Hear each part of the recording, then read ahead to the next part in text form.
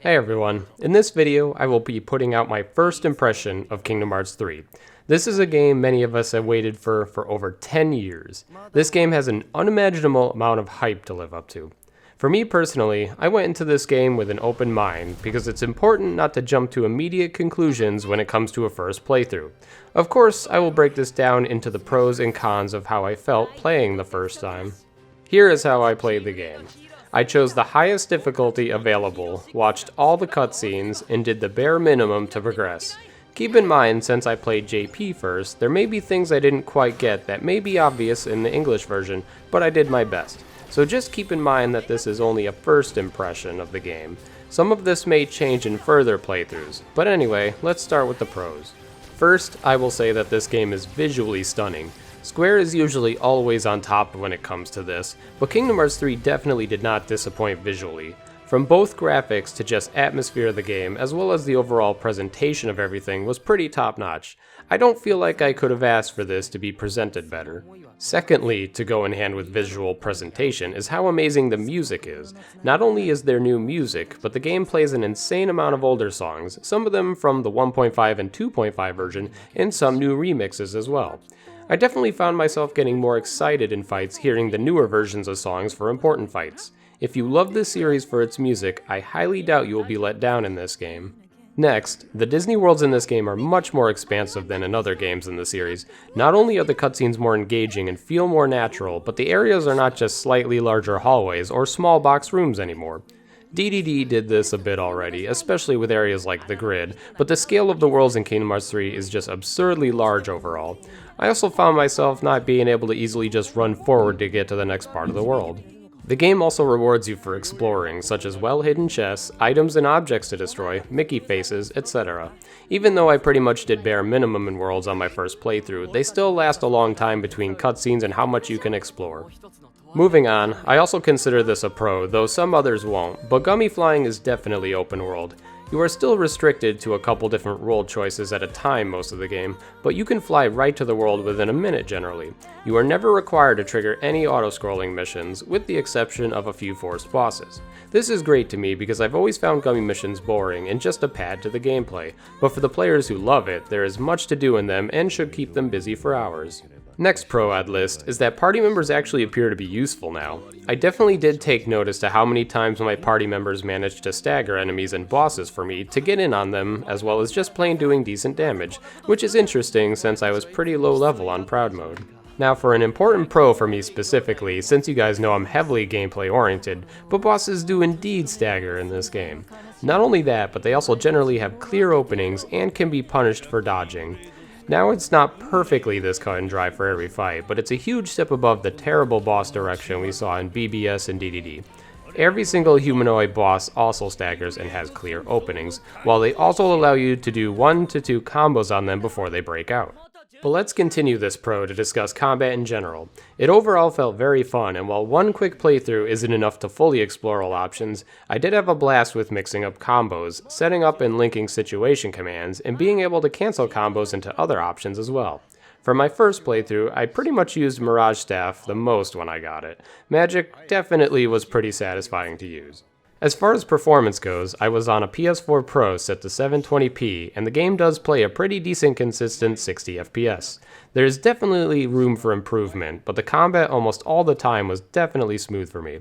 I've heard people with 4K setups running into issues though, so if any of you have any performance issues you want to post in the comments, please feel free to share your setup and experience with the performance. I will say the cutscenes did dip in frame rate quite a bit, but otherwise it was okay. Another small pro for me was that the menu system is pretty slick. It was a good modern take on KH menuing while also staying true to the rest of the series. If you liked Kingdom Hearts 1 and 2 menu setup, you should feel right at home. Last pro I'll mention is the story. Of course this is no spoilers, so I can't say much, but I will definitely tell you that to me it was an entertaining story. As usual with Kingdom Hearts these days, some things will happen that are hard to swallow and feel shoehorned, but I was genuinely entertained and I'm already incredibly excited to watch the cutscenes in English to fully understand them and hear familiar voices. So even though parts of the story were very predictable and nearly forced, with the cutscenes also feeling like they were trying to be an anime, I still was invested in what was happening. If you're not familiar with the characters across the series though, you may honestly end up being pretty confused and be lost on some of the emotion of what happens throughout the game. But as for whether or not the story itself is good in the game, you guys can be the judge. Now let's discuss the cons I've felt from a first playthrough. Remember, these can change too, and if they are truly problems still, perhaps most of this can be patched. First up, I would actually list the camera as a problem. There were times where the camera would be far too close to Sora, or times where if I locked on, the camera would chase the enemy and zoom super far out, as well as other times the terrain would get a bit in the way, such as in Tangled World, the trees sometimes would completely block view. I definitely think the camera needs some more tweaking and attention. There were a couple large bosses that had dash moves where if you're locked on, the camera freaks out and follows them so that you won't even know where Sora is, and that to me is not how the camera should work.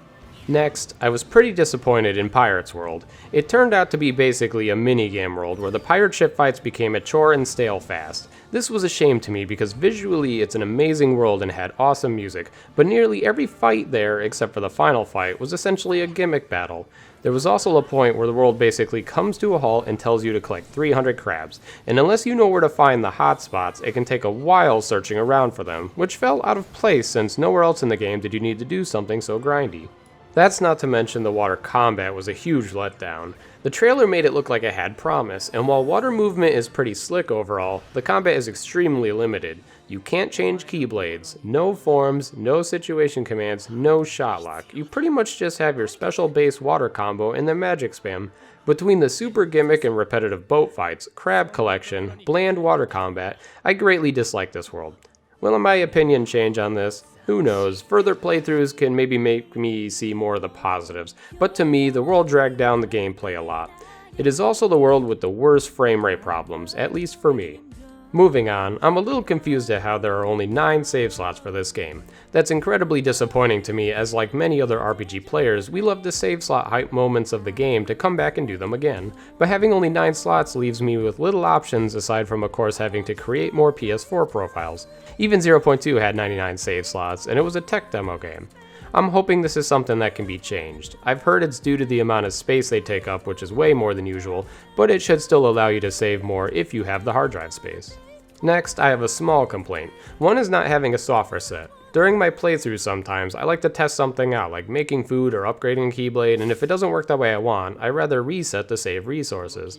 Much like you would in BBS if you're trying to go for the rare commands. But for some reason, Kingdom Hearts 3 doesn't have a software set yet, so you need a save point to get to the main menu and reload, or to die of course, which is weird since 0.2 had this just fine.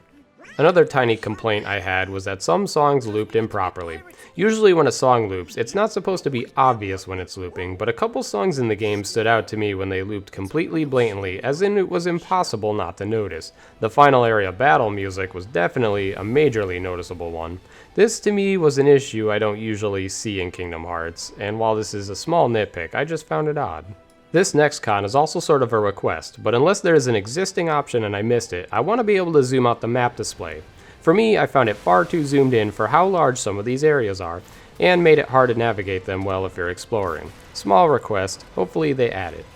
Lastly for cons, I would complain that pretty much the entire game's story was shoved into Endgame.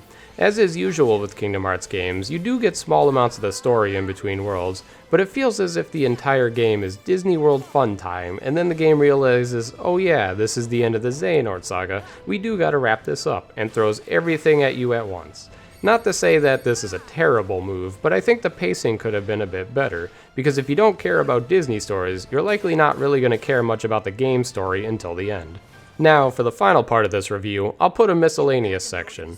These will be issues that I'm not sure on yet from a first playthrough and needs more testing and experience. First, we have the lack of a critical mode. Now, there are rumors it will be a DLC soon, but nothing confirmed. I can tell you that I worry about a crit mode in this game if they do not implement proper scaling or do the 2FM damage buff option for crit.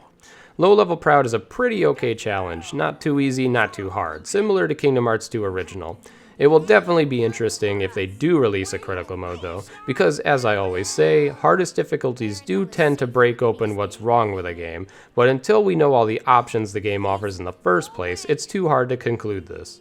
Next, I'm still unsure about links. I really barely used them in my first playthrough due to magic seemingly a way better option always, but when I did use them in my first playthrough I definitely noticed Simba seemed pretty strong. Though I can say Wreck-It Ralph, I can't at all imagine a scenario where he's actually a benefit to use, so there may be some heavily imbalanced going on with these links, but more will be tested. Moving on, we have crowd control. If you remember my last video, I mentioned how important proper crowd control is. If a game has bad crowd control, then mob fights end up being unfun and just plain annoying. So far in this game, Arrow and Thunder seems like good crowd control, as well as limits are always good. Then you also have attraction flows and links for other options. Most physical form combos don't seem too worth it, aside from ones like yo-yos for crowd control, but once again, we should find out more with further testing. This leads into the next section, which is how OP really is magic. It wasn't hard in my first playthrough to realize Fire, Thunder, Arrow, also paired with Mirage Staff, appears to be near broken. Now I chose Wisdom at the beginning of the game, so perhaps that helps a lot. But I worry that Smart Play will just end up being magic spam, but this also needs to be tested. But I do see a ton of people complaining about how broken Fire is so far, so it is worth noting. So now I should mention the iframes concern I originally had.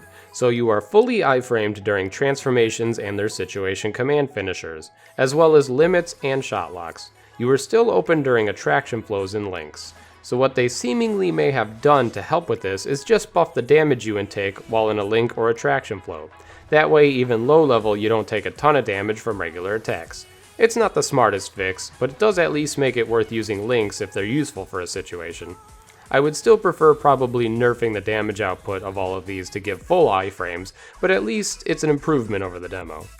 Now let's discuss gameplay time. As some of you already know, I beat the game in about 24 hours first time blind on Proud. Well, that seems pretty short, but I will say here are the variables. For one, I didn't really do any optional content. I pretty much just skipped it all. In the Disney worlds, I didn't really go out of my way to look for anything, just went from point A to point B, and did not touch gummy missions at all, nor go do minigames. On the other hand, I was slowed down by playing in JP first pretty heavily, but from what I've heard, all the optional content will take quite a bit of time. So while this game likely can't be labeled as being a 40 to 50 hour experience, it shouldn't be a 24-hour experience either. It seems like it may be a decent middle amount of gameplay. Will be interesting to find out how other people's first playthroughs go and what they do. Lastly, the big one we all mentioned in many videos was the floaty combo problem. Once again, if you don't understand what floaty combos are, I have a video on it specifically. So how does this game fare with floaty combos? Well, as it turns out, base Sora combos are not very float if you turn off most combo modifiers. They also fixed air slide to fall sooner. However, pretty much all form combos put you in the air, as well as some combo modifiers. This is hard to judge, but the funny thing is that the game seems fully designed to keep you in the air as long as possible. And what's even funnier is that it almost feels safer to be in the air than on the ground a lot of the time. You can quickly guard out of air slide and cancel combos and such, and ground enemies can't generally attack you while in the air. So surprisingly, the floatiness hasn't really hurt me during combat that much, especially thanks to air guard. Obviously, more will be tested here, but so far it has worked out a little better than I thought, though I still think there are improvements here. To wrap up this video, after listing the pros and cons, I still feel as if this is a pretty strong game. It is visually spectacular to watch and entertaining. The combat is still very fun to mess around with as well. There's definitely a bunch they got right with this game, and if they work on the issues that are left, I think we'll be in a really good position. Only time will tell for any other issues that arise or patches that happen. Story side of this game may or may not satisfy you depending on what you expect, but to me, like I said, it was still entertaining. So this game gave me a great first impression, and I hope it continues to feel as strongly as we continue to play the game more. As always, thanks for watching.